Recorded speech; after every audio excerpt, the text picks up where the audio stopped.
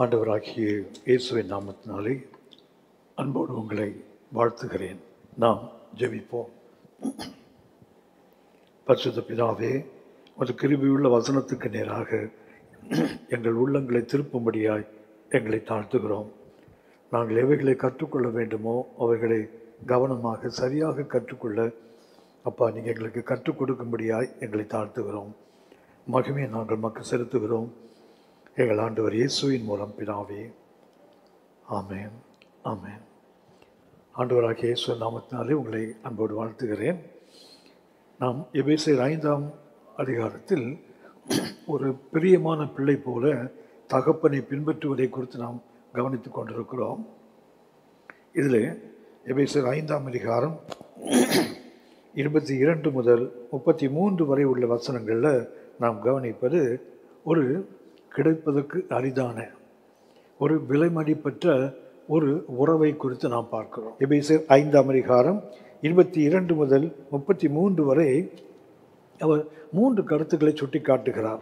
ஒன்று, எபேசியர் 5 22 முதல் 24 வரை முதலாவது இந்த குடும்ப வாழ்க்கை, கிறிஸ்துவை தேவனை பின்பற்றி ஒரு பிரியமான பிள்ளையை போல போக வேண்டுமானால் அன்பின் அடிப்படையில் உருவான அந்த குடும்ப வாழ்க்கை. அதிலே முதலாவது சொல்கிறார், இது அர்ப்பணிக்கின்ற ஒரு அன்பு. The basis of life is love. ஒரு குடும்ப வாழ்க்கைக்கு ஒரு கணவன் மனைவியாக ஒரு குடும்பமாக வாழ வேண்டுமானால் அதன் அடிப்படை அவர் சுட்டி காட்டுகிறார். இது சப்மிட்டிங் லவ், சொல்லப்போனால் அர்ப்பணிக்கின்ற ஒரு வாழ்க்கை என்று சுட்டி காட்டுகிறார். இது அன்பின் அடிப்படையில் வருகின்ற அர்ப்பணிப்பு. இந்த அர்ப்பணிக்க சொல்கிறார். இதுக்கு என்ன தேவை என்றால் சாக்ரிஃபிஷியல் லவ், அதாவது தன்னைத்தானே பலியாக தன்னைத்தானே தியாகமாக ஒப்பு கொடுக்கின்ற அந்த அன்பு என்று சுட்டி காட்டுகிறார். எபேசியர் 5ஆம் அதிகாரம் 22 முதல் 24 வசனங்கள். அடுத்து இரண்டாவதாக அவர் ஒன்றை சுட்டி காட்டுகிறார். இது சப்ஜெக்டிங் லவ், அதாவது ஒரு அடிமையை போல தன்னை ஒப்பு கொடுக்கின்ற அந்த அன்பு. அந்த அன்பு என்ன செய்யும் என்றால் இட் இஸ் பியூரிஃபையிங் லவ். முதலாவது இட் இஸ் சப்மிட்டிங் லவ். இது முதலாவது தன்னைத்தானே அர்ப்பணிக்கின்ற ஒரு அன்பு. அந்த அன்புக்கு சொல்லுகிறார், இது தியாகத்தின் அடிப்படையில் வருகின்ற அன்பு. எப்பவுமே நீங்களும் நானும் ஒன்றுக்கு கீழ்ப்படிய வேண்டுமானால் நமக்கு மிக முக்கியமானது ஒரு தியாகமான உணர்வு. அந்த சாக்ரிஃபிஷியல் லவ் இருந்தால்தான் நம்மளால் சப்மிட் பண்ண முடியும், நம்ம அர்ப்பணிக்க முடியும். ஆகவே முதலாவது எபேசியர் 5 22 முதல் 24 வசனங்களில் அவர் சுட்டி காட்டுவது இது submitting love or sacrificial love. இரண்டாவதாக எபேசியர் 5ஆம் அதிகாரம் 25 முதல் 27 வசனங்களில் என்ன சொல்கிறார், இது சப்ஜெக்டிங் லவ், அதாவது இட் இஸ் பியூரிஃபையிங் லவ். இது சுத்திகரிக்கின்ற, தன்னை ஒரு அடிமையை போல ஒப்பு கொடுத்து சுத்திகரிக்கின்ற ஒரு அன்பு என்று இரண்டாவதாக சுட்டி காட்டுகிறார் அந்த ப்ரிஷியஸ் பாண்டில். மூன்றாவதாக எபேசியர் 5ஆம் அதிகாரம் 28 முதல் 31 வரை மூன்றாவது கருத்து சுட்டி காட்டுகிறார். இது செப்பரேட்டிங் லவ், இது பிரிந்து போகின்ற அன்பு அல்லது பிரிந்து வாழுகின்ற அன்பு என்று சொல்ல போனால் இதுக்கு கேரிங் லவ், அக்கறை எடுக்கின்ற கரிசனை உள்ள ஒரு அன்பு. ஆகவே எபேசியர் 5ஆம் அதிகாரம் 22 முதல் 31 வரை உள்ள வேத பகுதியில் அந்த ப்ரிஷியஸ் பாண்ட், கணவன் மனைவி குடும்பம் என்பது அது சபைக்கும் கிறிஸ்துவுக்குள்ள உறவுக்காக அவர் அதை சுட்டி காட்டுகிறார். ஒரு பிரியமான பிள்ளையை போல கர்த்தரை பின்பற்றி போக வேண்டுமானால் இந்த வாழ்க்கை இது அபூர்வமான, கிடைப்பதற்கு அரிதான ஒரு அன்பின் அடிப்படையில் கட்டப்படுகின்ற குடும்பம்தான் இயேசுவை பின்பற்றி போகிற, பிதாவை பின்பற்றி போகிற ஒரு பிள்ளையினுடைய அனுபவமாக இருக்க வேண்டும் என்று அவர் சுட்டி காட்டுகிறார். இதில் முதலாவதாக நாம் கவனிக்கப் போவது எபேசியர் 5ஆம் அதிகாரம் 22 முதல் 24 வசனங்கள். மனைவிகளே, கர்த்தருக்கு கீழ்ப்படுகிறது போல உங்கள் சொந்த புருஷருக்கு கீழ்ப்படியுங்கள். கிறிஸ்து சபைக்கு தலையாய் இருக்கிறது போல புருஷனும் மனைவிக்கு தலையாய் இருக்கிறான். அவரே சரீரத்துக்கும் இரட்சகராய் இருக்கிறார். ஆகையால் சபையானது கிறிஸ்துவுக்கு கீழ்ப்படுகிறது போல மனைவிகளும் தங்கள் சொந்த புருஷர்களுக்கு எந்த காரியத்திலும் கீழ்ப்படிந்திருக்க வேண்டும் என்று 3 கருத்துக்களை சுட்டி காட்டுகிறார். முதலாவது மனைவிகளுக்கு சொல்லுகிறார், ஒரு பெண்ணுக்கு சொல்லுகிறார். இந்த விலைமதிக்க முடியாத அந்த ஐக்கியம், அந்த உறவு, அந்த இணைப்புக்கு முதலாவது யாரை கொண்டு வருகிறார் என்றால் ஒரு பெண்ணை கொண்டு வருகிறார், அல்லது ஒரு மனைவியை சுட்டி காட்டுகிறார். நாம் அறிந்திருக்கிறோம், நீதிமொழிகள் 14ஆம் அதிகாரம் 1ஆம் வசனத்தில் புத்தி உள்ள ஸ்திரீ வீட்டை கட்டுகிறாள். ஒரு பெண்ணை கொண்டு தான் கர்த்தர் வீட்டை கட்ட முடியும். சங்கீதம் 127:1 வாசிக்கிறோம், கர்த்தர் வீட்டை கட்டாராகில். கர்த்தர் தான் வீட்டை கட்டுகிறார். நமக்கு தெரியும், சங்கீதம் 127 சாலமோனுடைய சங்கீதம். இந்த சாலமோன் கர்த்தருடைய ஆலயத்தை 7 ஆண்டுகள் கட்டினவர், தன்னுடைய அரண்மனையை 20 ஆண்டுகள் கட்டினவர். பைபிளில் அதிக நாட்கள் தன்னுடைய அரண்மனையை, தேவனுடைய ஆலயத்தை அதிக நாட்கள் கட்டினவர் இவர்தான். இப்படி கட்டினவர் சொல்கிறார், எக்ஸப்ட் த லார்ட் பில்ட். சங்கீதம் 127:1 கர்த்தர் வீட்டை கட்டாராகில். அப்படி என்றால் ஒரு குடும்பம் கட்டப்படுவது எவரைய மொழியில் வீட்டுக்கும் குடும்பத்துக்கும் ஒரே வார்த்தை தான், பெய்த் என்ற வார்த்தை. பெய்த் என்றால் வீட்டையும் குறிக்கும், குடும்பத்தையும் குறிக்கும். ஆகவே கர்த்தர் வீட்டை கட்டுகிறவர். யாரை கொண்டு கட்டுகிறார் என்றால் நீதிமொழிகள் 14:1 புத்தி உள்ள ஸ்திரீயை கொண்டு கர்த்தர் வீட்டை கட்டுகிறார். சொல்லப்போனால் ஞானமுள்ள ஒரு பெண்ணை கொண்டு தான் கர்த்தர் வீட்டை கட்டுவார். ஆகவே தான் எபேசியர் 5:22 அவர் தொடங்கும்போது இது ஒரு பெண்ணிலிருந்து தொடங்குகிறார். இந்த பெண்ணை பற்றி வேறு சொல்லுகிறது, மனைவிகளே கர்த்தருக்கு கீழ்ப்படுகிறது போல உங்கள் சொந்த புருஷருக்கு கீழ்ப்படியுங்கள். முதலாவதாக ஒரு கணவனுக்கு கீழ்ப்படியும் போது அவங்க எப்படி எண்ண வேண்டும் என்றால், கர்த்தருக்கு நான் எப்படி கீழ்ப்படிவேனோ அப்படியே புருஷனுக்கு கீழ்ப்படிய வேண்டும் என்று அவர் சுட்டி காட்டுகிறார். முதலாவது கருத்து. இரண்டாவது சொல்லுகிறார், கிறிஸ்து சபைக்கு தலையாய் இருக்கிறது போல புருஷனும் மனைவிக்கு தலையாய் இருக்கிறான். இரண்டாவது, எப்படி கிறிஸ்து சபைக்கு தலையோ, சபை சரீரம், தலை கிறிஸ்து தான். அதே போல் ஒரு பெண்ணுக்கு, சொல்லப்போன ஒரு குடும்பத்துக்கு தலை ஆண் தான், பெண் அல்ல.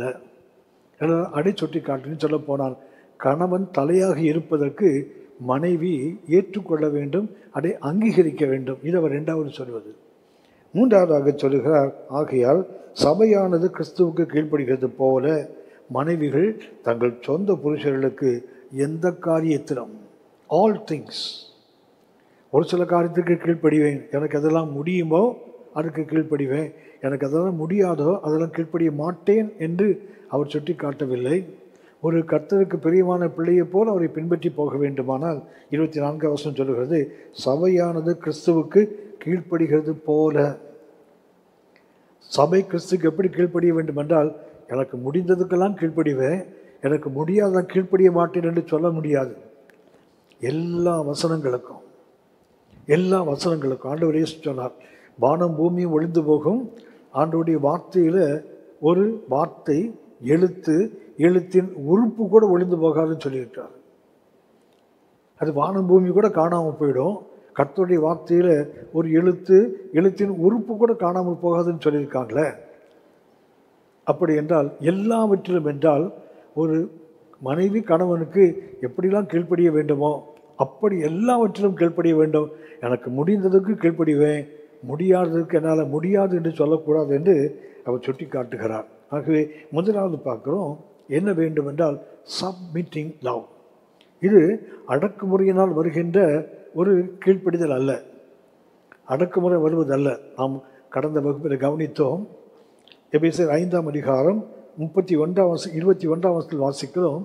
எபேசியர் 5:21 இந்த வசனத்தை சொல்லி எழுதிவிட்டு தான் பரிசுத்த ஆவியானவர் அடுத்த வசனத்தை சொல்லுகிறார், மனைவிகளே அப்படின்னு. அதுக்கு முன்னாடி வசனத்தில் வாசிக்கிறோம், தெய்வ பயத்தோடு ஒருவருக்கொருவர் கீழ்ப்படிந்திருங்கள்.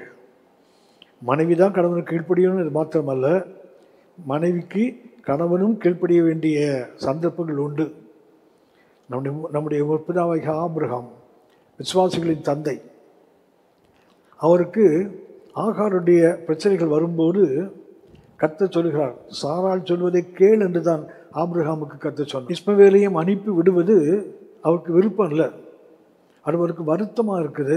அப்போது கர்த்தர் சொல்லுகிறார், சாராள் சொல்லுவதை கேள், அவளை அனுப்பிவிடு, அவனையும் ஒரு பெரிய ஜாடி ஆக்குவேன்னு தான் கர்த்தர் சொல்லுகிறார். ஆகவே மனைவி கணவனுக்கு கீழ்ப்படிய வேண்டும், தெய்வ பயத்தோடு கணவனும் மனைவிக்கு கீழ்ப்படிய வேண்டும். அதுதான் எபேசியர் 5:21. ஆனால் ஒரு மனைவியுடைய உத்தரவாதத்தை சுட்டி காட்டுகிறார். மனைவிகளே, உங்கள் சொந்த புருஷருக்கு கர்த்தருக்கு கீழ்ப்படிவது போல கீழ்ப்படியுங்கள் என்று சொல்லுகிறார். ஏனென்றால் இதை கவனிக்க வேண்டிய ஒன்று. நாம் அறிந்திருக்கிறோம், கர்த்தருடைய சித்தம், கர்த்தருடைய வார்த்தை ஆதியாகமம் 3ஆம் அதிகாரம் 16ஆம் வசனம். ஆதியாகமம் 3ஆம் அதிகாரம் 16ஆம் வசனம். அந்த வசனத்தில் வீழ்ச்சி, ஆதி பெற்றோர் பிசாசனுடைய தந்திரத்தினால் வஞ்சிக்கப்பட்டு விழுந்து போய்விட்டார்கள். அப்போது கர்த்தர் சொல்லுகிறார், பெண்ணை பார்த்து, ஏவாளை பார்த்து சொல்லுகிறார், அவர் ஸ்திரீயை நோக்கி, நீ கர்ப்பவதியாய் இருக்கும்போது உன் வேதனையை மிகவும் பெருக பண்ணுவேன், வேதனையோடே பிள்ளை பெறுவாய், உன் ஆசை உன் புருஷனை பற்றி இருக்கும், அவன் உன்னை ஆண்டு கொள்வான். அதாவது வீழ்ச்சியினால், பிசாசுடைய தந்திரத்தினால், அவனுடைய வஞ்சகத்தினால் விழுந்து போன போது கர்த்தர் ஆதி தாய்க்கு கொடுக்கின்ற சாபத்தில் ஒன்று, உன் ஆசை அவனை பற்றி இருக்கும், அவன் உன்னை ஆண்டு கொள்வான். தேவனுடைய சித்தம் ஒரு ஆண் பெண்ணை ஆண்டு கொள்வது அல்ல. தேவனுடைய சித்தம் 2 பேரும் சமமானவர்கள். கர்த்தர் ஆளுகையை கொடுக்கும்போது ஆதியாகமம் 1ஆம் அதிகாரம் 26ஆம் வசனத்தில் வாசிக்கிறோம், பின்பு தேவன் நமது சாயலாகவும் நமது ரூபத்தின்படியேயும் மனுஷனை உண்டாக்குவோமாக, அவர்கள் சமுத்திரத்தின் மச்சங்களையும் ஆகாயத்து பறவைகளையும் மிருக ஜீவன்களையும் பூமி அனைத்தையும் பூமியின் மேல் ஊறும் சகல பிராணிகளையும் ஆளக்கடவர்கள். கர்த்தர் மனிதனை தமது சாயல் தமது ரூபத்தில் படைக்கும் போது கர்த்தர் ஆளுகையே ஆணுக்கும் பெண்ணுக்கும் சேர்த்து தான் கொடுக்கிறார். ஒரு பெண்ணை ஆணுக்கு கீழ்ப்பட்டவனாக கர்த்தர் படைக்கவில்லை. ஏனென்றால் வேறு தெளிவாக சொல்லுகிறது, மனுஷனை உண்டாக்குவோமாக, அவர்கள் சமுத்திரத்தின் மச்சங்கள் ஆகாயத்து பறவைகளை ஆளக்கடவர்கள். ஆளுகை 2 பேருக்கும் சமமாக கொடுக்கப்படுகிறது. 28ஆம் வசனம், ஆதியாகமம் 1:28. பின்பு தேவன் அவர்களை நோக்கி, ஆதாமை நோக்கி இல்லை, 2 பேரும் சேர்த்து நோக்கி, நீங்கள் பலுகி பெருகி பூமியை நிரப்பி அதை கீழ்ப்படுத்தி சமுத்திரத்தின் மச்சங்களையும் ஆகாயத்து பறவைகளையும் பூமியின் மேல் நடமாடுகிற சகல ஜீவ ஜந்துக்களையும் ஆண்டு கொள்ளுங்கள் என்று சொல்லி தேவன் அவர்களை ஆசீர்வதித்தார். தேவன் மனிதனை படைத்த போது அவர்களை ஆணும் பெண்ணுமாக சிருஷ்டிக்கிறார். சிருஷ்டித்து ஆளுகையை 2 பேருக்கும் பொதுவாக கொடுக்கிறார். ஆண்டு கொள்ளுங்கள் அப்படி தான் கொடுக்கிறார். மாத்திரமல்ல, ஆதியாகமம் 5ஆம் அதிகாரம் 1-2 வசனத்தில் வாசிக்கிறோம், ஆதாமின் வம்ச வரலாறு. தேவன் மனிதனை சிருஷ்டித்த நாளிலே அவனை தேவ சாயலாக உண்டாக்கினார். கவனித்துக் கொள்ள வேண்டும், மனுஷர்களில் மனுஷனை ஒருவனைத்தான் கர்த்தர் படைக்கிறார். 2ஆம் வசனம் சொல்லுகிறது, ஆதியாகமம் 5:2, அவர்களை ஆணும் பெண்ணுமாக சிருஷ்டித்து அவர்களை ஆசீர்வதித்து அவர்களை சிருஷ்டித்த நாளிலே அவர்களுக்கு மனுஷர் என்று பெயரிட்டார். கர்த்தர் 2 பேருக்கும் ஒரே பெயரைத்தான் கொடுக்கிறார். மனுஷர் தமிழில், ஆங்கிலத்தில் வாசிக்கிறோம், he called them Adam. Adam என்ற பெயர் 2 பேருக்கும் சேர்த்து பொதுவான பெயர். ஆளுகை பொதுவானது, 2 பேருடைய பேரும் பொதுவானது தான். ஆனால் பின்பு அவள் ஏவாள் என்று சொல்லப்படுகிறார்களே தவிர, தேவன் படைக்கும்போது 2 பேருக்கும் சேர்த்து ஒரே பெயர், அது ஆதாம். ஆகவே மனிதன் படைக்கும்போது கர்த்தர் பெண்ணை ஆணுக்கு அடிமையாக படைக்கவில்லை. 2 பேருக்கும் சமமான ஆளுகை, 2 பேருக்கும் ஒரே பேர் தான். ஆனால் 2 கொரிந்தியர் 11:3 வாசிக்கிறோம், பிசாசினாலே இந்த ஆதித்தாய் அவள் வஞ்சிக்கப்பட்ட போது. 2 கொரிந்தியர் 11ஆம் அதிகாரம் 3ஆம் வசனம். 2 கொரிந்தியர் 11:3, ஆகிலும் சர்ப்பமானது தன்னுடைய தந்திரத்தினாலே ஏவாளை வஞ்சித்தது போல உங்கள் மனதும் கிறிஸ்துவை பற்றிய உண்மை நின்று விலகும்படி கெடுக்கப்படுமோ என்று பயந்திருக்கிறேன். இதில் வஞ்சிக்கப்பட்டது யாருன்னு போட்டுக்கு, ஏவாளை பிசாசு வஞ்சிச்சான். அடுத்து 1 தீமோத்தேயு 2ஆம் அதிகாரத்தில் பரிசுத்த பவுல் மறுபடியும் சபைக்கு சுட்டி காட்டுகிறார். 14ஆம் வசனம், 1 தீமோத்தேயு 2:14, மேலும் ஆதாம் வஞ்சிக்கப்படவில்லை, ஸ்திரீயானவளே வஞ்சிக்கப்பட்டு மீறுதலுக்கு உட்பட்டாள் என்று வேதம் சொல்லுகிறது. ஆகவே 2 பேருக்கும் தேவன் பொதுவாக அதிகாரத்தை கொடுத்தார். ஆனால் அந்த அதிகாரத்தை காத்து கொள்ள முடியாத பெண், காத்து கொள்ள முடியாத நம்முடைய ஆதி தாய். ஆகவே அதிகாரத்தை பயன்படுத்த முடியாதவங்களுக்கு, அதிகாரத்தை எளிதாக வஞ்சகத்துக்கு உட்பட்டு அதை விட்டு விடுகிறவர்களுக்கு தேவன் அதை கொடுத்தால் அது ஆபத்து. ஆகவே அந்த வீழ்ச்சியினால் ஆதியாகமம் 3:16 வாசிக்கிறோம், உன் ஆசை உன் புருஷனை பற்றி இருக்கும், அவன் உன்னை ஆண்டு கொள்வான். இது வீழ்ச்சியினால், ஆடி பெற்றோருடைய வீழ்ச்சியினால் வந்த விளைவுதான். ஆகவே தான் எபேசியர் 5:22 வாசிக்கிறோம், மனைவிகளே உங்கள் புருஷருக்கு கர்த்தருக்கு கீழ்ப்படிவது போல கீழ்ப்படியுங்கள். சபைக்கு கிறிஸ்து எப்படி தலையாயிருக்கிறாரோ அப்படியே ஒரு பெண்ணுக்கு கணவன் தான் தலை என்று அவர் சுட்டி காட்டுகிறார். ஆகவே முதலாவது கற்றுக்கொள்ள வேண்டிய ஒன்று சப்மிட்டிங் லவ், அதாவது அர்ப்பணிக்கின்ற அந்த அன்பு. இந்த அன்புக்கு என்ன வேண்டும்னா ஒரு சாக்ரிஃபிஷியல் லவ், ஒரு தியாகமான ஒரு உணர்வுள்ள ஒரு அன்பு தேவை. இன்னும் மாத்திரம் இல்லை, அடுத்து சொல்லுகிறார் 1 பேதுரு 3ஆம் அதிகாரம் 1 பேதுரு 3ஆம் அதிகாரம் 1 முதல் 6 வசனங்களில் இந்த எபேசியர் 5ஆம் அதிகாரம் 22 முதல் 24 அந்த சப்மிட்டிங் லெவலில் நாம் கவனிக்கின்ற ஒன்று, புருஷனுக்கு எல்லாவற்றிலேயும் கீழ்ப்படிந்திருக்க வேண்டும் என்று வேதம் சொல்லுகிறது. எபேசியர் 5ஆம் அதிகாரம் 24ஆம் வசனத்தில் ஆவியானவர் அதை நமக்கு எழுதி கொடுக்கிறார். எபேசியர் 5ஆம் அதிகாரம் 24ஆம் வசனம், ஆகையால் சபையானது கிறிஸ்துவுக்கு கீழ்ப்படுகிறது போல மனைவிகளும் தங்கள் சொந்த புருஷர்களுக்கு எந்த காரியத்திலும், எந்த காரியமாக இருந்தாலும், கீழ்ப்படிதல் என்பது ஒன்றை புரிந்து கொண்டு நமக்கு சாதகமாக இருந்தால் கீழ்ப்படிதல் அல்ல. கீழ்ப்படிய முடியாததுக்கு, நம்முடைய மனம் ஏற்றுக்கொள்ளாத ஒன்றுக்கு கீழ்ப்படுகிறோமே, அதுக்கு பேர் தான் சரியான கீழ்ப்படிதல். நம்முடைய காரண காரியங்கள், நம்முடைய உணர்வுகள், நம்முடைய சரி தவறு என்று தீர்மானிக்கிற தன்மைகளை வைத்து ஒன்றுக்கு கீழ்ப்படியலாம் கீழ்ப்படியக்கூடாது என்பது அல்ல, அதுக்கு பேர் கீழ்ப்படிதல் அல்ல. நமக்கு புரிந்ததோ புரியலையோ, நம்மால் ஏற்றுக்கொள்ள முடியதோ ஏற்றுக்கொள்ள முடியலையோ, ஆனால் தான் எந்த காரியத்திலேயும், அது இன் ஆல் திங்ஸ், எல்லாவற்றிலும் கீழ்ப்படிய வேண்டும் என்றால் பியாண்ட் அவர் ரீசனிங், நம்முடைய புரிந்து கொள்ளுதல், நம்முடைய சரி தவறு என்ற அந்த நிலைகளை தாண்டி கீழ்ப்படிய வேண்டும். அதைத்தான் அவர் சுட்டி காட்டுகிறார். இதற்கு ஒரு நல்ல உதாரணத்தை நாம் 1 பேதுரு 3ஆம் அதிகாரம் 1 முதல் 6 வசனங்களில் நாம் வாசிக்கிறோம். 1 பேதுரு 3ஆம் அதிகாரம் 1 முதல் 6 வசனங்கள். ஒரு கணவனுக்கு ஒரு மனைவி கீழ்ப்படிவது அவர்கள் தங்களை அலங்கரித்துக் கொள்வது என்று அந்த வேத பகுதி சொல்கிறது. இன்னும் சொல்ல போனால் அந்த அலங்காரம் தேவனுடைய பார்வையில் விலையேறப்பட்டதுன்னு போட்டிருக்கு. தேவனுடைய பார்வையில் அது விலை மதிக்க முடியாதது. விலையேறப்பட்டதுன்னா காஸ்ட்லின்னு அர்த்தம் இல்லை, இட் இஸ் ப்ரிஷியஸ், அபூர்வமான, கிடைப்பதற்கு அபூர்வமானது என்று வேதம் சொல்லுகிறது. 1 பேதுரு 3ஆம் அதிகாரம் 1ஆம் வசனத்தை வாசிக்கிறோம், அந்தபடி மனைவிகளே உங்கள் சொந்த புருஷர்களுக்கு கீழ்ப்படிந்திருங்கள், அப்பொழுது அவர்களில் யாராவது திருவசனத்துக்கு கீழ்ப்படியாதவர்களாய் இருந்தால் பயபக்தியோடு கூடிய உங்கள் கற்புள்ள நடக்கையை அவர்கள் பார்த்து. இது புறவிடத்திலிருந்து கர்த்தரை ஏற்றுக்கொண்டு சபைக்குள் வருகிறவர்களுக்கு பரிசுத்த ஆவியானவர் பரிசுத்த பேதுருவை கொண்டு எழுதுகிறார்.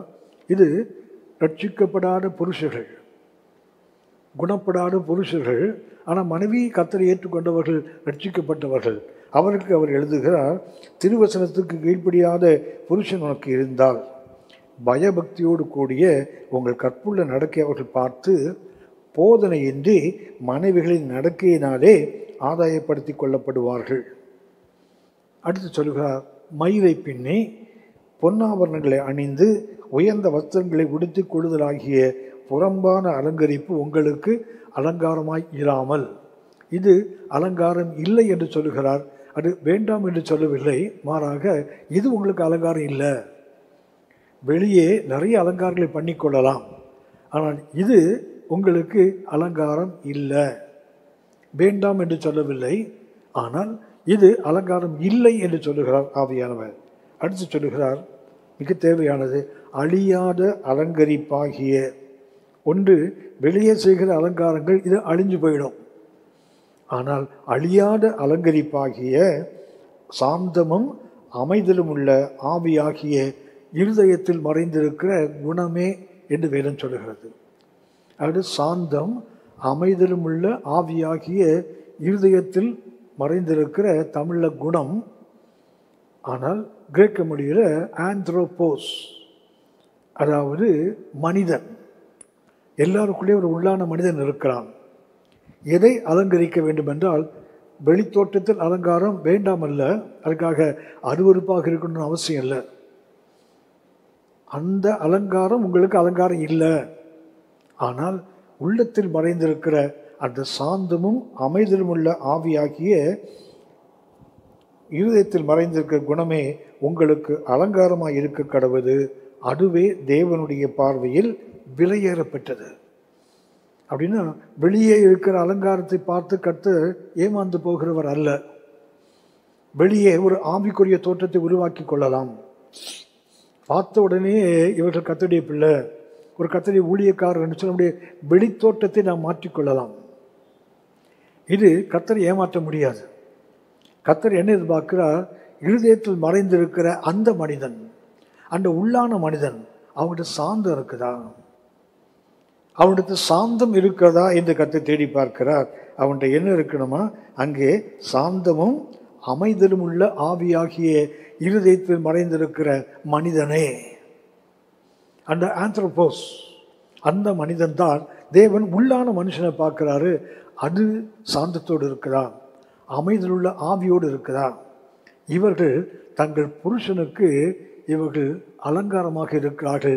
தங்களை புருஷனுக்கு கீழ்ப்படிந்து தங்களை அலங்காரமாக மாற்றிக்கொள்ளுகிறவர்கள். ஆகவே தான் எபேசியர் 5ஆம் அதிகாரம் 22, 23, 24 வாசிக்கிறோம். ஒரு சப்மிட்டிங் லவ் என்றால் அந்த அன்பு என்ன செய்யும் என்றால், இந்த உள்ளான சாந்தம் அமைதலும் உள்ள ஆவி, இந்த சாந்தமும் அமைதலும் உள்ள ஆவி ஒரு பெண்ணுக்கு தேவனுடைய பார்வையில் விலையேறப்பட்ட அலங்காரம் என்று வேதம் சொல்லுகிறது. ஆனால் வேதத்தை நாம் பார்த்தால் சாந்தம் உள்ளவன் சொல்லப்பட்டது ஒரு பெண் அல்ல, ஒரு ஆண். என்னாகும் 12ஆம் அதிகாரத்தில் கர்த்தர் சொல்லுகிறார், மோசையை குறித்து சொல்லுகிறார், பூமியில் உள்ள எல்லாரிலும் மோசே சாந்த குணம் உள்ளவனாக இருந்தான். நமக்கு தெரியும், நீதிமொழிகள் 31ஆம் அதிகாரம் 10 முதல் 30 வசனம் வரை பார்க்கிறோம். ஒரு குணசாலியான பெண், அந்த குணசாலியான பெண்கிட்ட மகிமையான அனுபவங்கள், நல்ல குணாதிசயங்கள், 34 குணாதிசயங்கள் அதில் இருக்குது. ஆனால் அதில் ஒன்று கூட அவள் சாந்தம் உள்ளவள் என்று சொல்லலை, ஒன்று கூட அவள் அமைதியுள்ள ஆவி உள்ளவள் என்று சொல்லவில்லை. அப்படியானால் ஒரு பெண்ணை கர்த்தர் ஒரு உள்ளான மனிதனை பார்க்கிறார். அங்கே சாந்தம் இருக்குதா, அங்கே அமைதியுள்ள ஆவி இருக்கிறதா என்ற கர்த்தர் பார்க்கிறார். ஆகவே தான் இங்கே 1 பேதுரு 3ஆம் அதிகாரம் 4 வசனங்களில் புருஷனுக்கு கீழ்ப்படிந்து தங்களை அலங்கரித்துக் கொள்கிற பெண்ணை பற்றி சொல்லுகிறார். என்று சொல்லப்போனால் புருஷனுக்கு கீழ்ப்படிந்து வாழ்கின்ற வாழ்க்கை ஒரு பெண்ணுக்கு ஆவிக்குரிய அலங்காரம், கர்த்தருடைய பார்வையில் விலையேற பெற்ற அலங்காரம். அடுத்து 1 பேதுரு 3ஆம் அதிகாரம் 5ஆம் வசனத்தில் வாசிக்கிறோம், இப்படியே பூர்வத்தில் தேவனிடத்தில் நம்பிக்கையாயிருந்த பரிசுத்த ஸ்திரீகளும் தங்களுடைய புருஷர்களுக்கு கீழ்ப்படிந்து தங்களை அலங்கரித்தார்கள். பழையற்பாட்டு பரிசுத்தவான்களை பற்றி, பரிசுத்தவாட்டிகளை பற்றி பரிசுத்த பேதுரு மூலமாக சொல்லுகிறார் கர்த்தர். பூர்வ காலத்தில் உள்ள பெண்கள் தங்கள் புருஷனுக்கு கீழ்ப்படிந்து தங்களை அலங்கரித்தார்கள். அப்படின்னா வெளித்தோட்டத்தில் எத்தனை விதமான அலங்காரங்களையும் செய்து கொள்ளலாம். ஆனால் கணவனுக்கு கீழ்ப்படியாமல் வாழுகிற ஒரு வாழ்க்கை அது அலங்காரம் அல்ல, அது அலங்கோலம் என்று வேதம் சுட்டி காட்டுகிறது. இதற்கு ஒரு உதாரணத்தை சுட்டி காட்டுகிறார். நாம் கவனித்தோம், எபேசியர் 5:24 எந்த காரியத்திலும் அது எதுவாக இருந்தாலும், லாபமோ நஷ்டமோ, நமக்கு விருப்பமோ விருப்பம் இல்லையோ, நமக்கு புரிகிறதோ புரியவில்லையோ, எல்லாவற்றிலும் ஒரு பெண் கணவனுக்கு கீழ்ப்படிய வேண்டும். இதை ஒரு உதாரணத்தை சுட்டி காட்டுகிறார். 1 பேதுரு 3:6 அந்தபடியே சாராள் ஆபிரகாமை ஆண்டவன் என்று சொல்லி, ஆபிரகாமை சாராள் ஆண்டவன் என்று கூப்பிட்டார்கள் என்று வேதம் சொல்லுகிறது. ஆவியானவர் சுட்டி காட்டுகிறார், அந்தபடியே சாராள் ஆபிரகாமை ஆண்டவன் என்று சொல்லி அவனுக்கு கீழ்ப்படிந்திருந்தாள். நீங்கள் நன்மை செய்து ஒரு ஆபத்துக்கும் பயப்படாதிருந்தீர்களானால் அவளுக்கு பிள்ளைகளாய் இருப்பீர்கள். அப்படியானால் இங்கே ஆபிரகாமுக்கு சாராள் கீழ்ப்படிந்திருந்து வேதம் சொல்லுகிறது, அவனை ஆண்டவன் என்று சொல்லி அவனுக்கு கீழ்ப்படிந்திருந்தாள். பூர்வ காலத்தில் உள்ள பெண்கள் தங்கள் புருஷனுக்கு கீழ்ப்படிந்து தங்களை அலங்கரித்தார்கள். அந்தபடியே சாராளும். அப்படியானால் இங்கே ஒரு பெண்ணை ஆவியானவர் சுட்டி காட்டுகிறார். அதாவது கர்த்தருக்கு கீழ்ப்படிவது போல கீழ்ப்படிவது. அடுத்தது கிறிஸ்து தலையார் சபைக்கு இருப்பது போல கணவனை தலையாக ஏற்றுக்கொள்கிற ஒரு பெண். மூன்றாவதாக எந்த காரியத்திலும் கணவனுக்கு கீழ்ப்படுகிறவள். இப்படி வாழ்கின்ற ஒரு பெண் தான் ஒரு பிரியமான பிள்ளையைப் போல தகப்பனை பின்பற்ற முடியும் என்று எபேசியர் 5:22-24 நாம் கவனிக்கிறோம். சாராளை குறித்து ஆவியானவர் சொல்லுகிறாளே, அந்தபடியே சாராள் ஆபிரகாமை ஆண்டவன் என்று அழைத்து. எப்போது அழைச்சாங்க? சாராளம்மா எப்போ ஆபிரகாமை ஆண்டவன் என்று அழைத்தார்கள்? ஆதியாகமம் 18:12 மாத்திரம்தான். வேதத்தில் இது ஒரு இடத்தில் மாத்திரம்தான் சாராள் ஆபிரகாமை ஆண்டவன் என்று சொல்லுகிறாள். 18:12 ஆகையால் சாராள் தன் உள்ளத்திலே நகைத்து, நான் கிழவியும் என் ஆண்டவன் முதிர்ந்த வயது உள்ளவருமான பின்பு எனக்கு இன்பம் உண்டாயிருக்குமோ என்றாள். இந்த ஒரு சந்தர்ப்பத்தில் தான் சாராள் ஆபிரகாமை ஆண்டவன் என்று சொல்வதாக வேதம் சுட்டி காட்டுகிறது. ஆகியவன் சொல்லுகிறார், என் ஆண்டவன். அவரை தேவனுடைய இடத்தில் வைத்து சொல்கிறார், மை லார்ட், என்னுடைய ஆண்டவன் என்று சொல்லுகிறார்கள். இந்த சாராளுடைய வாழ்க்கையை கொஞ்சம் கவனித்து பார்த்தால், இது சொல்லக்கூடிய அந்த சந்தர்ப்பத்தை மாத்திரமே பார்த்தால், ஆதியாகமம் 18:1 வாசிக்கிறோம். பின்பு ஆதியாகமம் 18:1 பின்பு கர்த்தர் மம்ரேயின் சமபூமியிலே அவனுக்கு தரிசனமானார். ஆபிரகாமுக்கு தரிசனமாகிறார். 1-4 வாசிக்கிறோம். ஆபிரகாம் கூடார வாசலில் உட்கார்ந்திருக்கிறார். ஆபிரகாம் கூடார வாசலில் உட்கார்ந்திருக்கிறார். கர்த்தர் 2 தூதர்கள், அவர்கள் சோதோமில் உள்ள அக்கிரமம் அது நிறைவாகிக் கொண்டே வருகிறது, அதன் குரல் வானத்தை எட்டுகிறது, இப்படி நடந்திருக்கிறார். கர்த்தர் பார்ப்பதற்கு இறங்கி வருகிறார். வருகிறவர் பரலோகத்திலிருந்து சோதோமுக்கு போகாமல் அவர் இங்கே மம்ரேயின் சமவெளிக்கு வந்து ஆபிரகாமை சந்திக்கிறார். ஆபிரகாமை சந்திக்கும்போது ஆபிரகாம் எதிர்கொண்டு போய், அவர் தேவன் என்று தெரியாது, தேவதூதர் என்று தெரியாது, போய் சொல்லுகிறார், ஆண்டவமாரே, நீங்கள் வந்து என்னிடத்தில் வந்து கொஞ்சம் அப்பம் புசித்து கொஞ்சம் தண்ணீரை கொடுத்து நீங்கள் உங்களை அமைதிப்படுத்தி கொண்டு நீங்கள் புறப்பட்டு போகலாம் என்று அவர்களை வருந்தி அழைத்து கொண்டு வைக்கிறார்.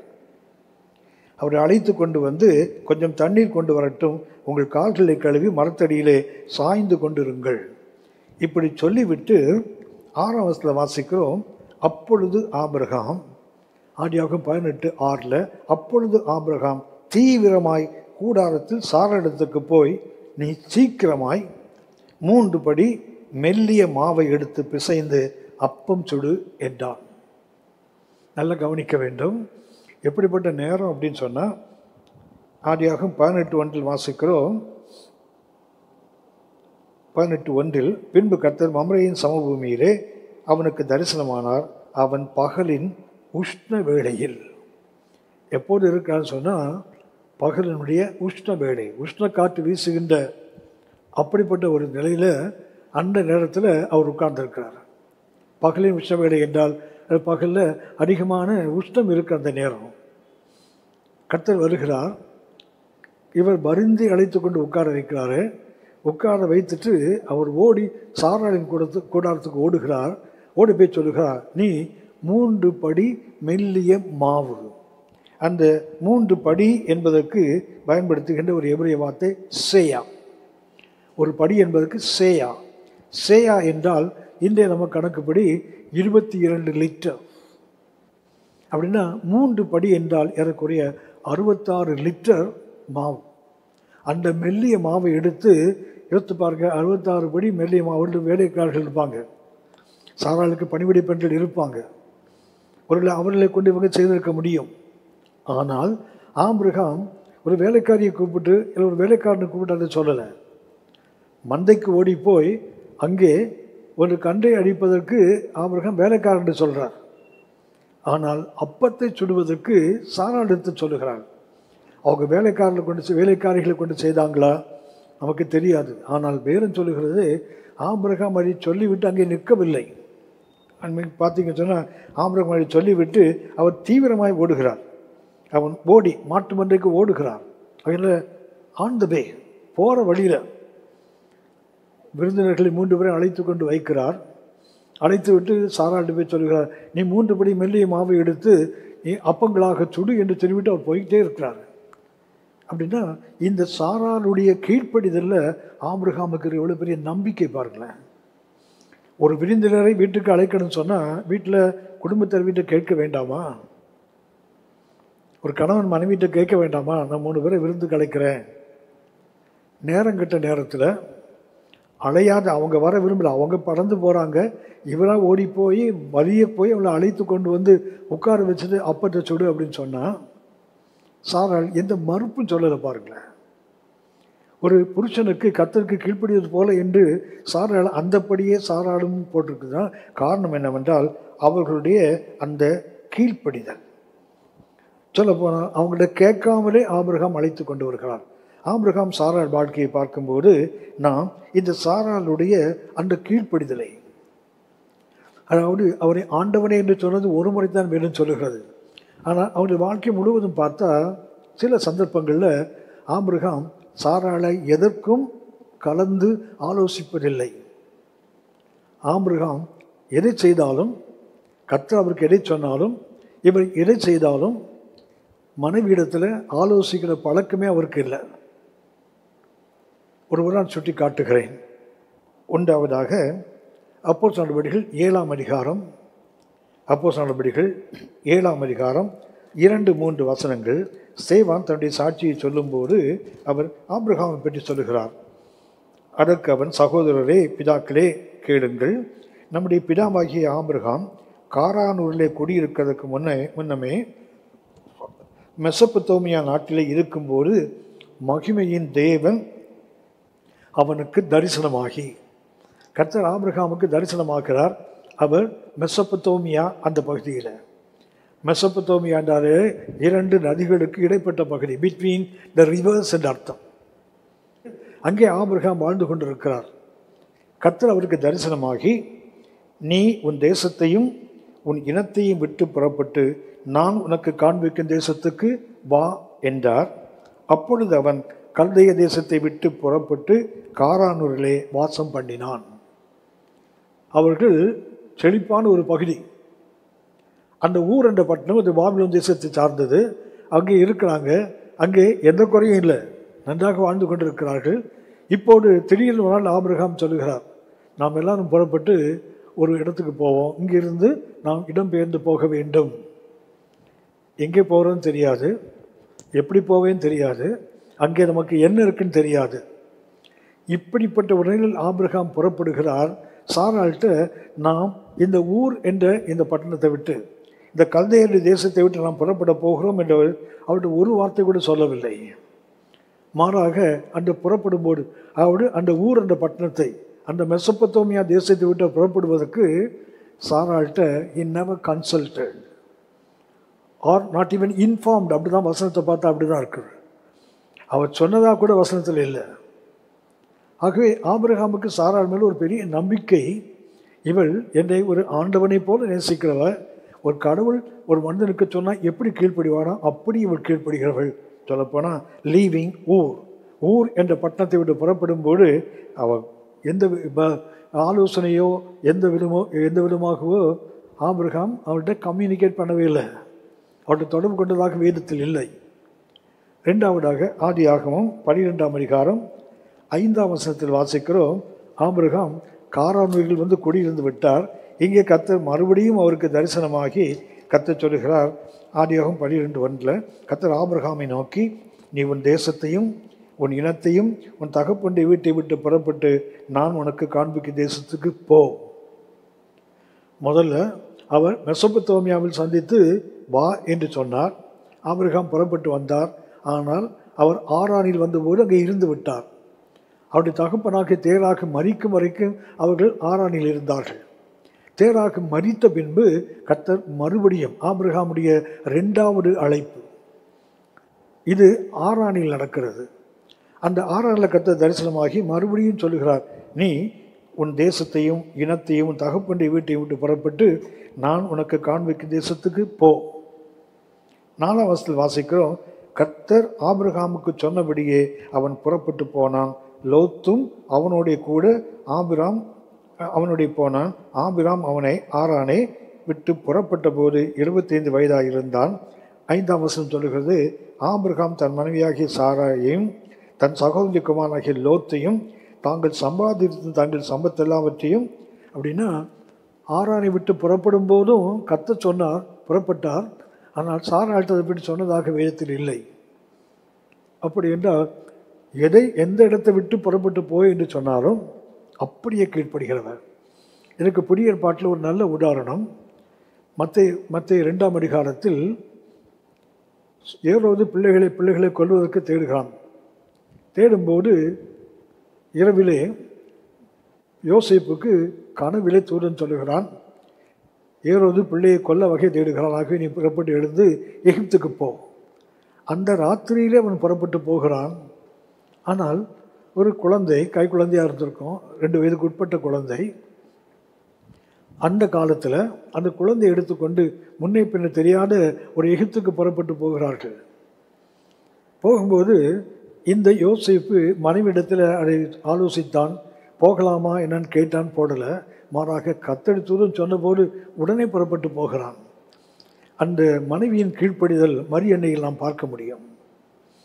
மரியன்னைக்கு கர்த்தர் தரிசனத்தை கொடுத்து, தூதன் தரிசனமாகித்தான் நீ ஒரு குமாரனை பெறுவாய் என்று அவளுக்கு எல்லாம் விளக்கி காட்டப்பட்டது. ஆனால் யோசேப்புக்கு சொப்பனம்தான். வேதத்தின்படி பார்த்தால் தரிசனம் மாறாதது. சொப்பனம் அல்லது கனவு அது மாறக்கூடியது, அது அர்த்தமற்றதாக இருக்கும், சில விருதாவாக இருக்கும். அப்படி என்றால் தரிசனம் பெற்ற ஒரு பெண் கனவு கண்டு ஒருவன் சொல்லுகிறான், நான் புறப்பட்டு உடனே எகிப்துக்கு போக வேண்டும். எகிப்தில் இருக்கும்போது மறுபடியும் தூதன் சந்திக்கிறான். கனவில் அவன் சொல்லுகிறான், ஏரோது மரித்து விட்டான், ஆகவே நீ புறப்பட்டு ஒன்று ஊருக்கு போ. வருகிறார்கள். அப்போதும் இந்த மரியன்னையிடம் சொன்னதாக வேறும் சொல்லலை. இந்த அம்மா அப்போதும் தடுத்ததாக வேறும் சொல்லலை. அவர்கள் போனபோது ஏரோது இடத்துல அர்கோலாய் அவனுடைய மகன் ஆட்சிக்கு வந்து விட்டான். அவன் கொடுமை உள்ளவன் என்பதால் அறிந்து அங்கே போவதற்கு பயப்படும்போது கர்த்தர் சொல்லுகிறார், நீ புறப்பட்டு வேறு இடத்துக்கு போ. யோசித்து பாருங்களேன், ஒரு குழந்தையை எடுத்துக்கொண்டு இஸ்ரவேலிருந்து எகிப்துக்கு ஓடுறாங்க. எகிப்திலிருந்து மறுபடியும் கானானுக்கு வராங்க. கானானுக்கு வரும்போது திரும்பவும் வேறு இடத்துக்கு மாற்றப்படுகிறார்கள். எந்த ஒரு மறுப்பும் சொல்லாமல் கடந்து போகிற அந்த பெண்ணினுடைய அனுபவத்தை நாம் சாராளிலும் பார்க்கிறோம். ஊரை விட்டு புறப்பட்டு வா என்றால் எந்த பேச்சும் இல்லை. ஆராயனை விட்டு புறப்பட்டு போவோம் என்றால் எந்த பேச்சும் இல்லை. அடுத்து அவளை குறித்து பார்க்கும்போது எகிப்துக்குள்ளே போகிறார். ஆதியாகமம் 12ஆம் அதிகாரம் 11, 12, 13 வருஷங்களில் வாசிக்கிறோம். எகிப்துக்குள்ளே போகும்போது ஆபிரகாமை ஒரு அவிசுவாசியாகவே நாம் பார்க்கிறோம். கர்த்தர் அவருக்கு வாக்குறுதி செய்திருக்கிறார், நீ ஆசீர்வாதமாயிருப்பாய், உன்னை ஆசீர்வதிக்கிறவனை நான் ஆசீர்வதிப்பேன், உன்னை சபிக்கிறவனே நான் சபிப்பேன், பூமியில் உள்ள வம்சங்களெல்லாம் உனக்குள்ளே ஆசீர்வதிக்கப்படும் என்று கர்த்தர் ஆதியாகமம் 12, 2, 3 வசனங்களில் அவருக்கு மேன்மையான வாக்குத்தத்தங்களை கொடுத்திருக்கிறார். ஆனால் இவர் எகிப்துக்குள்ளே போகும்போது எகிப்து கண்டு இவர் பயப்படுகிறார். மனைவியாக்கி சாராள் சொல்லுகிறார், நீ அழகுள்ள பெண் என்று எனக்கு தெரியும், ஆகவே உன் நிமித்தம் எனக்கு கேடு வரும், ஆகவே உன் நிமித்தம் நான் பிழைக்கும்படி நீ என்னை உன்னுடைய சகோதரி என்று சொல்லிக்கொள் என்று சொல்லுகிறாள். அங்கே போகும்போது சாராள் பார்வோனால் எடுத்துக்கொள்ளப்படுகிறாள். பார்வோனால் எடுத்துக்கொள்ளப்படும் போது யோசித்து பார்த்தா, இவள் ஆபிரகாம் சொல்லுகிறார் என் சகோதரி என்று சொல்லும்போது அவள் மறுத்ததாக வேடம் சொல்லலை. இன்னும் சொல்ல போனால் உயிருக்கு ஒரு ஆபத்து, அவளுடைய வாழ்க்கைக்கே ஒரு ஆபத்தான ஒரு சூழ்நிலை இவர் சொல்லுகிற பொய்னால. ஆபிரகாம் விசுவாசியாக அந்த இடத்துல இல்லை. ஏனென்றால் கர்த்தருடைய வாக்குத்தத்தத்தை அவர் நம்பல, மனைவியினுடைய அந்த பொய்யினால் அவர் தான் பிழைப்போம் என்று நம்புகிறார். அந்த அவிசுவாசியாகிய ஆபிரகாமையும் சாராள் ஆண்டவனே எனக்கு கீழ்ப்படிந்திருக்கா பாருங்களேன். இதைத்தான் 1 பேதுரு 3 வாசிக்கிறோம். அந்த மனைவிகளே, உங்கள் புருஷர்கள் சுவிசேஷத்துக்கு கீழ்ப்படியாதவர்களாக இருந்தால் உங்களுடைய கற்புள்ள நடக்கையினாலே அவர்கள் ஆதாயமாக்கப்படுவார்கள் என்று சொன்னார். ஆபிரகாமை பார்த்தால் இந்த சந்தர்ப்பத்தில் அவர் ஒரு அவிசுவாசியாகவே காணப்படுகிறார். கர்த்தர் மேல் விசுவாசத்தினால அவர்களுக்கு வாக்குத்தத்தம் செய்திருக்கான் பிழைப்பேன் என்று அவர் நம்பலை, மாறாக மனைவியினால் நான் காப்பாற்றப்படுவேன் என்று நம்புகிறார். இது ஒரு முறை அல்ல, மறுபடியும் ஆதியாகமம் 20ஆம் அதிகாரம் 1-2 மறுபடியும் ஆபிரகாம் அதே தவறை செய்ய சொல்லுகிறாள். சாராள் அப்போதும் அதற்கு கீழ்ப்படுகிறார்கள். ஆகவே சாராள் அப்படி ஆண்டவனே என்று சொல்லி அழைக்கிறாங்கன்னு சொன்னால் சும்மா வாயின் வார்த்தை அல்ல, அதை வாழ்க்கையிலே காண்பிக்கிறார்கள். சொல்லப்போனால் ப்ரிப்பேர் டு ஃபேஸ் டேஞ்சர். கணவனுக்கு கீழ்ப்படிவதனால அவள் உயிருக்கே ஆபத்து, ஆனாலும் அவர்கள் கீழ்ப்படுகிறார்கள். 4ஆவதாக கொண்டு கவனிக்கிறோம்.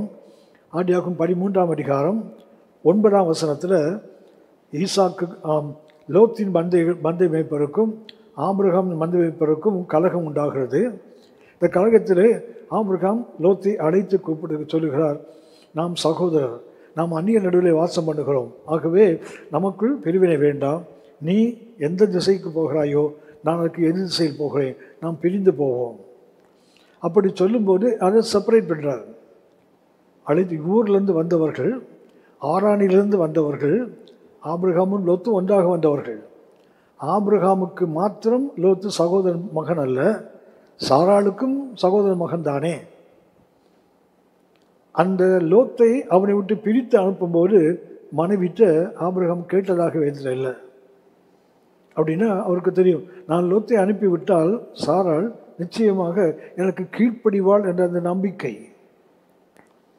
இதைத்தான் சாராளுடைய கீழ்ப்படிதலில் பார்க்குறோம்.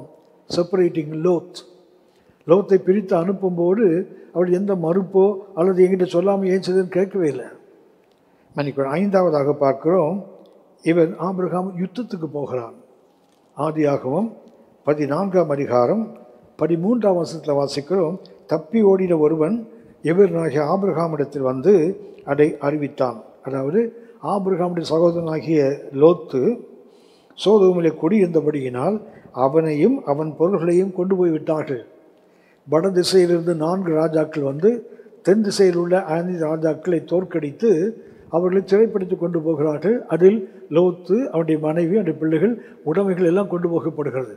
இதை ஆபிரகாமுக்கு தப்பி ஓடிய ஒருவன் வந்து சொல்லுகிறான். அப்போது ஆபிரகாம் 14ஆம் வசனம் ஆதியாகமம் 14:14 தன் சகோதரன் சிறையாக கொண்டு போகப்பட்டதை ஆபிரகாம் கேள்விப்பட்ட போது அவன் தன் வீட்டிலே பிறந்த கைப்படிந்தவர்களாகிய 318 ஆட்களும் ஆயுதம் தரிப்பித்து அவனோடு உடன்படிக்கை செய்த அந்த 4 மனிதர்களையும் கூட்டிக் கொண்டு யுத்தத்துக்கு போகிறான். வடதிசையில் வந்த 4 ராஜாக்கள் தெற்கே உள்ள 5 ராஜாக்களை தோற்கடிக்கிற அளவுக்கு பலம் வாய்ந்தவர்கள். அப்படிப்பட்ட அந்த ராஜாக்களுக்கு விரோதமாக ஆபிரகாம் யுத்தத்துக்கு போகும்போது அவர் உயிர் சேதம் வருவதற்கு எல்லா வாய்ப்புகளும் இருக்குது.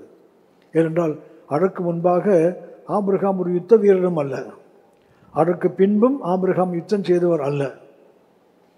ஆனால் அவருடைய வீட்டில் பிறந்து கைப்பாள பயிற்சி பெற்றவர்கள் 318 பேர் இருக்காங்க. அவனோடு உடன்படிக்கை செய்த 4 பேர்கள்.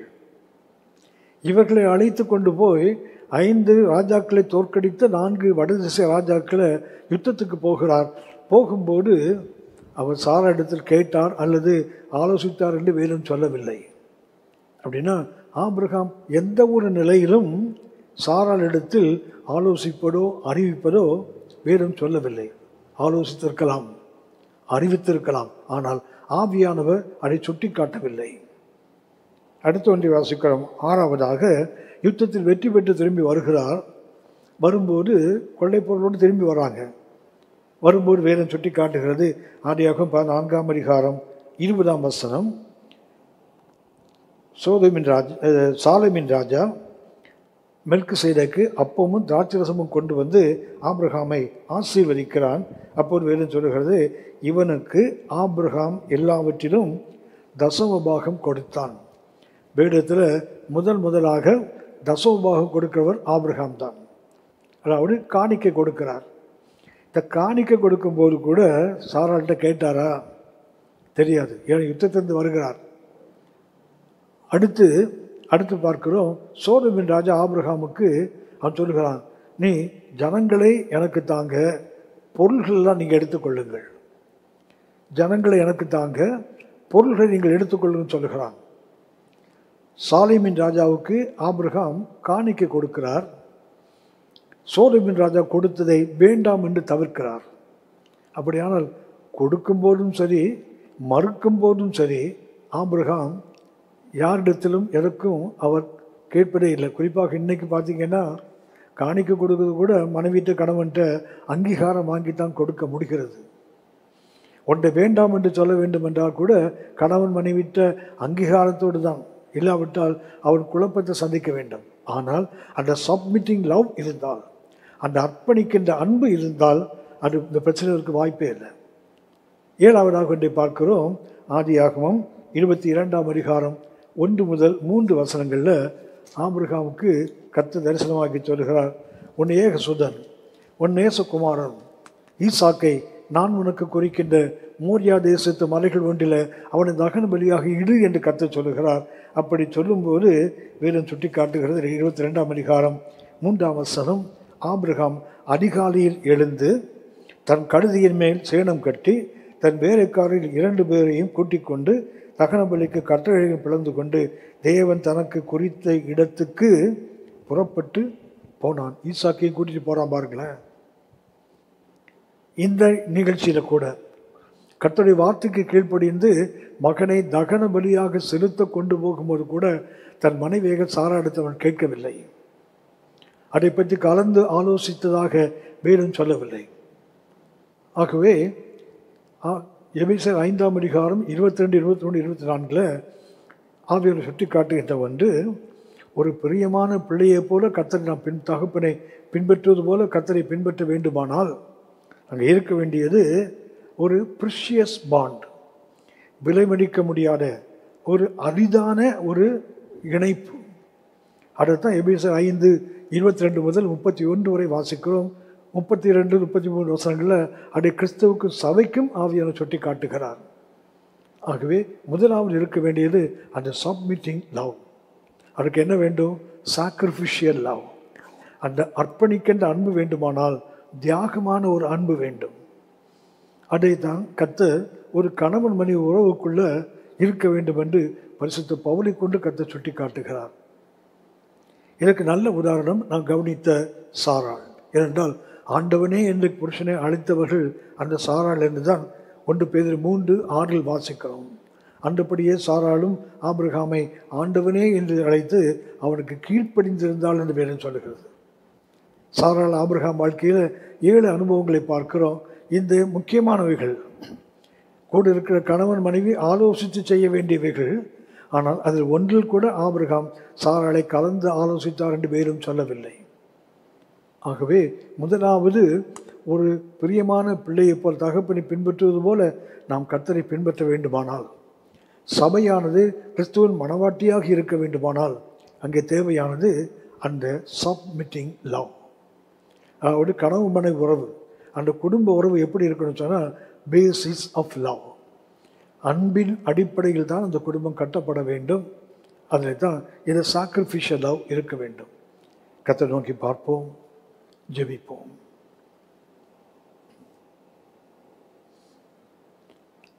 பரிசுத்த பிதாவே, நன்றியோடு நாங்கள் உம்மை துதிக்கிறோம். வேதத்தில் எத்தனை மகத்துவங்களை சபையை மணவாட்டி என்று சொல்லி எழுதி கொடுத்துருக்கீங்கப்பா. அதற்காக நாங்கள் உமக்கு நன்றி செலுத்துகிறோம். தெய்வ பயத்தோடு ஒருவருக்கொருவர் கீழ்ப்படியுங்கள் என்று எபேசியர் 5:21 எழுதி கொடுத்தீங்களே. தெய்வ பக்தி உள்ள அந்த ஒருவருக்கொருவர் கீழ்ப்படுகின்ற அந்த அனுபவத்தை எனக்கும் எங்களுக்கும் தரும்படியாய் எங்களை அர்ப்பணிக்கிறோம். ஒரு பிரியமான மகனைப் போல, மகளைப் போல, தகப்பனை பின்பற்றி போகிற பிள்ளைகளைப் போல நாங்கள் பின்பற்றி வர இந்த அன்பின் அடிப்படையில் கட்டப்பட்ட அந்த குடும்பம் கீழ்ப்படுகின்ற அந்த தன்மை எனக்கும் எங்களுக்குள் இருக்க எங்களை அர்ப்பணிக்கிறோம். மகிமையை நாங்கள் நமக்கு செலுத்துகிறோம். எங்கள் ஆண்டவர் இயேசுவின் மூலம் பிதாவே, ஆமென், ஆமென். கர்த்தர் உங்களை ஆசீர்வதிப்பாராக. ஆமென்.